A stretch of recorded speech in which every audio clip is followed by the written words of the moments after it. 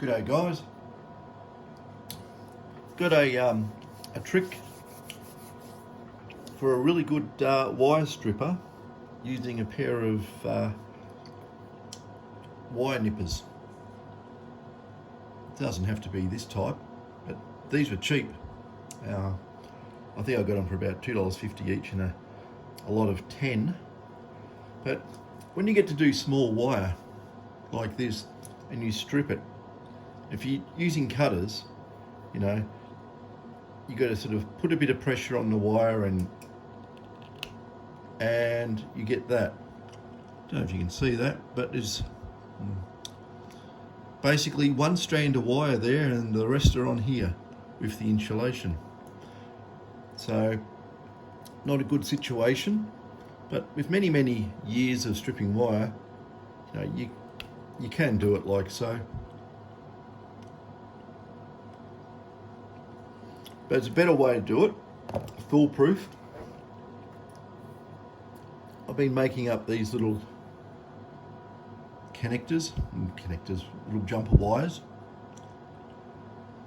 And when you get the tails or the braid all folded nicely and twisted, and then you strip this bit here and it cuts through, it's a real nuisance because you've got to redo it. Then the whole assembly is shorter than what you want.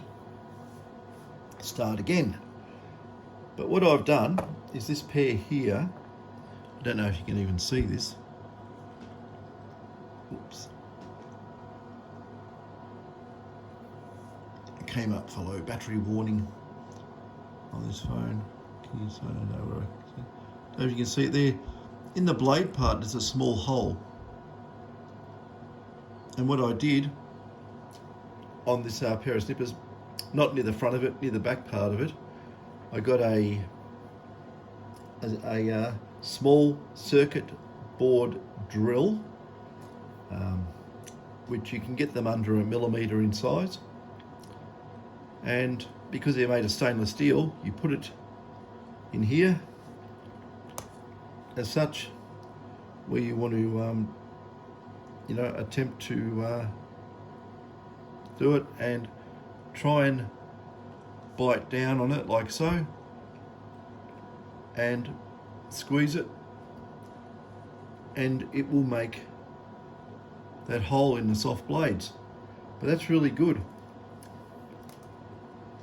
because when it comes to stripping wire, you put it in a hole and you can strip it as far as you want, like so. It doesn't damage any of the wires. And so you twist it, it doesn't nick them, they don't fall apart. It's very reliable. As I say, it doesn't nick it, no strands come out. So if you're doing critical wiring and you're using very small cable or small wire, it's very good. Like with this one here, if I strip that too far, I'd have to redo the whole thing. So I want that much. I've squeezed it as tight as I can. You know, if you really want, you can probably give it a twist and just do that. And there's your nice stripped end. Do it on the other side. And there we go. So if you've got some old cutters around and they're a bit, jagged on the cutting surface and you're not going to use it for cutting wire anymore, you can, even getting some sewing needles of various sizes. You can put it in here and just squeeze on the sewing needles, and you can have a series of holes on your cutters.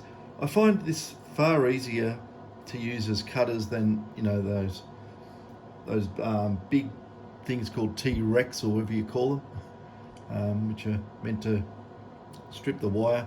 I find them to be useless on small wire. They don't really even work. They just slip. So yeah, just a tip. Thought I'd pass it on. Catches.